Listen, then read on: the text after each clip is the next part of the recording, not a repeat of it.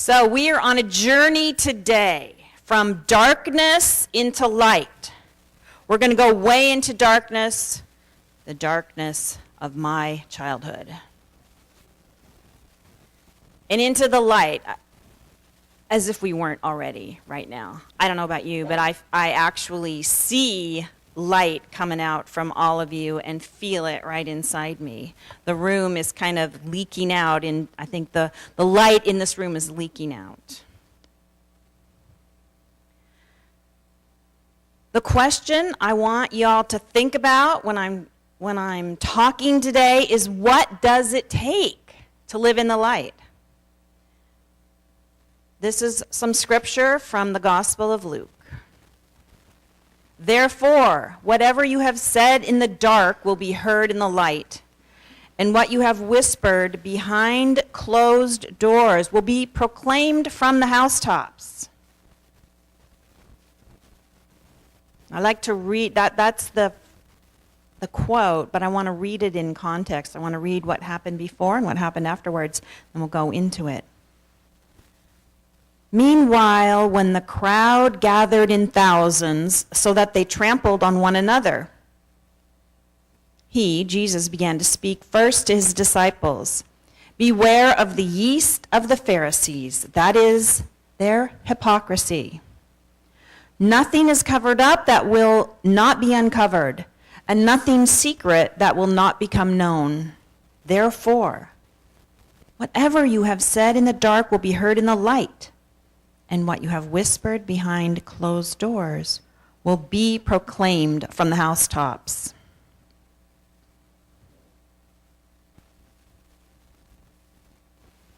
I got my copy of Columns this week. Columns, for those of you that don't know, is the alumni magazine for Holy Names Academy in Seattle, which brings it to 12 years that I spent wearing itchy navy blue uniforms. And believe me, this will all relate. And I got my copy of Columns, and I noticed that one of my classmates had passed away.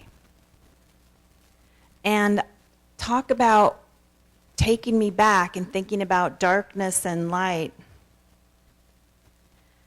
Here's the story.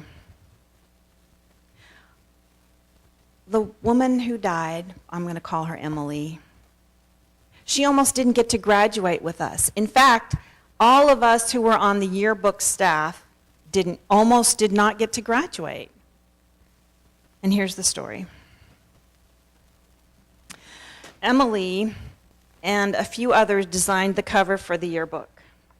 This is my yearbook. At the top is a little picture of Holy Names Academy. And underneath, you see there's a lot of squiggly lines and some poppies. It was very 70s.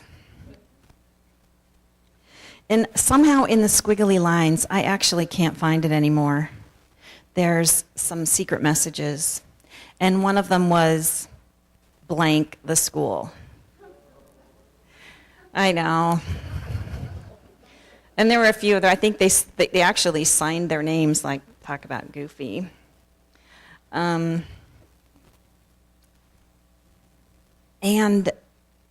I remember actually, I think I might have known about it, and I didn't think it was that big a deal. Like, I think I knew they were planning it, and it just rolled off me. But then, after the yearbooks went out, of course, you know what happened. Somebody found that and penciled it in or whatever, and it was a big scandal in my Catholic high school. In fact, it was such a scandal, we had a recall. Every annual got recalled back into the office and reprinted with a black cover, which if you ironed, you could get that off. But there was the recall. And there was an inquisition. And every single one of us who was on the annual staff were in a room alone with Sister somebody who grilled us about whether we knew about it or not. And I have to say that I probably knew about it, but like I said, it wasn't a big deal to me, so I said, I think I remember saying, I don't think so. Somehow that passed and I got to graduate. And it cracks me up that they covered it up and reprinted. And I mean, I realized that it was offensive to people, but I guess I like the story. To me, it illustrates the same thing that the scripture does. I call that story, that expression that Emily did, I call that a tragic expression of an unmet need. You know, why would somebody write that? And it was the 70s. And things were changing. The culture really was changing. When I started high school, I had to wear saddle shoes, and there was student court, and you were not allowed to talk between classes. But my class, when we came in, the tide had turned. There was something about when we were freshmen, the rules wouldn't hold. By the end of the first week that I was in that school, the student court was dissolved. You could talk in the halls, and I never wore saddle shoes after that week. I mean, nobody checked. That was what was happening everywhere, and definitely in my school. It was an example of, I think, an expression being expressed. You know, what really is, cannot be hidden. What really is cannot be repressed. If it is repressed, like in that story, something that is expressed and repressed will again be expressed. And when we look at the words of the scriptures, this story is also in Matthew, and it's a little bit different. But in Luke, when we look at these words, whatever you have said in the dark will be heard in the light, and what you have whispered behind closed doors will be proclaimed from the housetops. And again, what does it take to live in the light? What you have said in the dark will be heard in the light. What you put out in the world, what you say or create or who you are, will always come out. And that's good. We want that to happen. And what do you think happens when you are afraid to safely express who you are? Well, things like blank the school on the cover of the annual. That's what happens. Really, that comes out of fear and a need for autonomy and safety in expressing. I think that probably my friend who did graduate and went on to become a doctor and contributed many wonderful things to life, and actually all of us, once we got out of our high school the next year, everything changed, of course, because we were out of that culture of what you could and couldn't do in high school. And of course that changed too. But how important is it for us to be who we truly are? How important is it for us to stand up for ourselves? It probably would have been a bit, I missed a chance in the room with Sister somebody to say what I really thought and to say, because I knew that it didn't matter. I knew that, listen, this girl, even though she's saying this, she really loves the school. It's just an expression of a little rebelliousness, some autonomy. It's an expression of what's going on in the world, but it is not a terrible thing. In fact, it was such not a terrible thing that I didn't think it was any big deal. I missed a chance. There was probably no way at that time, at age 18, that I could have said that. And it's not like I'm feeling guilty about it, but I think there was no way I would have felt safe enough to express what I really thought. I wasn't willing to take the risk. So even though I probably wouldn't have gone about it in the same way as Emily did, blank the school, I understood in a way what she was really trying to do. Even though it didn't seem like it, that really was a little bit of light. The most unlikely things are light. The things that we do not necessarily think are light are light. The things that we do not necessarily like in us are actually light. In the world, it can be dangerous to express your truth. You can even be killed. We know that is true. People are killed all the time for expressing the truth, and it is certainly the plot of what happened to Jesus in the Gospels. He was killed for speaking the truth. But in the Gospels, truth triumphed. Jesus rose from the dead. If we take the whole story as a metaphor, the whole Bible, the whole story, Jesus' story, like in all the Gospels, we take that whole story, what parts of ourselves do we attempt to hide? How much courage does it take to tell the truth and to be seen for who you truly are, to stand in the light? What is the spiritual message of this part of the gospel? What you whisper in the dark will be heard in the light. I like to take all Scripture, when I'm looking at it, at least part of what I look at Scripture, and take it through the lens of one presence and one power. And that lens is about wholeness and unity. And this is not a weak, lily-livered message. This is not an airy-fairy, we are one kind of haze. It's not a pink wash like watercolor that covers over. This we are one, this unity oneness. It's not just a wash. Integration and wholeness is messy. And it's hard work and it's dangerous. And you can get killed. You can get killed from speaking your truth. That is the truth. It's messy, for example, to practice impartial self-observation. For example, let's practice a little impartial self-observation with my friend Emily. Here's what she'd say.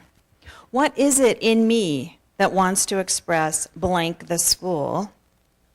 And what is it in me that's afraid to express that and hides it? What is it in me that feels ashamed about what's alive in me?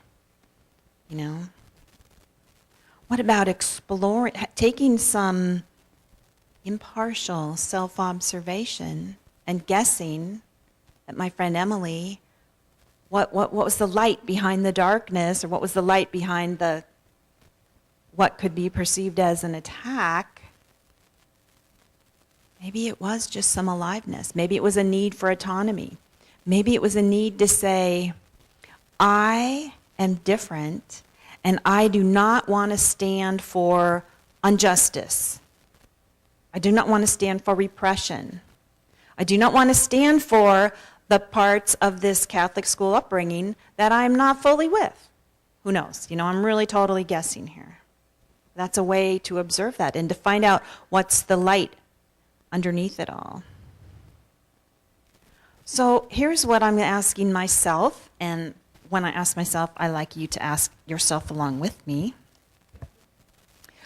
What is it in me that feels uncomfortable when I'm in a group, friends, family, church, work, school, seems as if my group is heading towards some decisions that I think might not be wise, might not be the highest thought. And what is it in me that's afraid to express my concerns? Or what is it in me that has to control what's happening? Can I live in the uncertainty? Can I live in the question? Can I live in the space of people not agreeing with me in a group? That's probably the thing that across the board people feel the most uncomfortable with. When you're in a group and there's some dissent, we all feel uncomfortable. You know, we all go up. Some people get polarized in a polar position. Black and white, thank you. Some people get black and white about it when there's dissent and like to see the black and white. Some people want to smooth over it. Oh, let's not talk about it. No, we're all really saying the same thing, because it feels so uncomfortable when people are in dissent. Some people, and I do all these things at different times. Some people want to fight it out. No, let's talk about it. I've been known to say this. You sit down on this couch and we're going to talk about this now. You can guess who I might say that to. Or I might even say, let's talk about it now. Let's really, really talk about it now. Some people, there's just a lot of ways we deal with that uncomfortableness when people are irritated or angry or triggered by each other, especially in a group. And especially when it's not our trigger. When it's our trigger, our anger or our irritation usually takes us into a little bit of expression, whether it's an upfront, I'm not happy with this, or it's some kind of, the ways we show our unhappiness or irritation, with a look or a snide remark, or something that's less than clear. We all, but when we're watching other people do it, it almost seems more painful because it's not our thing. We want everybody to be happy, like, well, I'm not feeling triggered, so you guys just clean that up right now. It just feels uncomfortable. So it's messy to look at ourselves and go deep. I'm going to ask us again, what does it take to live in the light? It takes, whenever we are tempted to be upset, that we should lift ourselves above the situation with the help of Spirit. You don't have to do it alone. This is when we ask for help. This is when we ask to look with the eyes of God and hear with the ears of God. We want to look at the extent of our anger and our resentment and our blaming and our judging and look with the eyes of God. We want to see what our ego, what our small self, what our restricted self has created and go through it bit by bit and take the higher view with the help of Spirit. We want to walk with God and we want to choose love over and over again. I have a little story to tell you. I have a story that I have been clutching to my heart since my son got married 2 years ago, and it has to do with blame. And just literally 2 weeks ago, all of a sudden the fog lifted, the veil lifted. I don't know, I think it's because I've been praying this prayer, please heal my fear-based thoughts, over and over again. But I don't know why this lifted, but all of a sudden I saw this story with clarity. But let me tell you the story. When Roland and I went to California for my son's wedding, he had some bronchitis. And on the Thursday that he had the bronchitis, I decided that he was fine with it. And by the way, I have a brother-in-law who's a doctor who was there. The father of the bride was a doctor who was there. But I decided that I was going to make Roland go to the VA clinic and get it checked out. And as it happened, it was in LA and we had to go to Santa Monica and it was just crazy. And it basically took all day. And we came home and we missed the dinner. And I was clutching this blame story of how because of Roland, I missed a dinner and a day with Kelly and Sarah and my family and the whole wedding thing. I mean, I clutched it. I had evidence, and it was just in there. It was a resentment. And something happened where I looked at the story, and it was like a light bulb went off, and I said, oh my God, I caused that whole thing. I literally, not only should I not blame him, but I literally caused the whole thing. I wanted to control the situation, you know. I wanted to control it. I thought I had some worries. I mean, will give me a little bit of empathy for caring about Roland and actually caring about him, but, you know, I didn't want him to, like, die or something during the wedding. I don't know. But I caused the whole thing. There were any number of ways that could have been handled, and I could have left it to him because it was his, it's his body. It was his thing. He was okay with things the way they were. We could have asked my brother-in-law, Paul. We could have asked the doctor of, there's any number of things we could have done. And it's probably not as great a story for you as it is for me, but it's huge for me to recognize that there disappeared some fear. That on my spiritual path and praying, please heal my fear-based thoughts, and looking how to walk in the light and doing some impartial self-observation, eventually, after 2 years, finally getting to be a little bit impartial, recognizing that there was no reason to hold any blame. And at this point, I'm even letting myself off the hook because I feel so happy about recognizing that there was no need for forgiveness. Choosing love over and over again. The thing is, all forgiveness that is our very important work, all forgiveness is eventually to oneself. I could have started by practicing forgiveness to Roland, and it was really all about forgiving myself. It always, always is.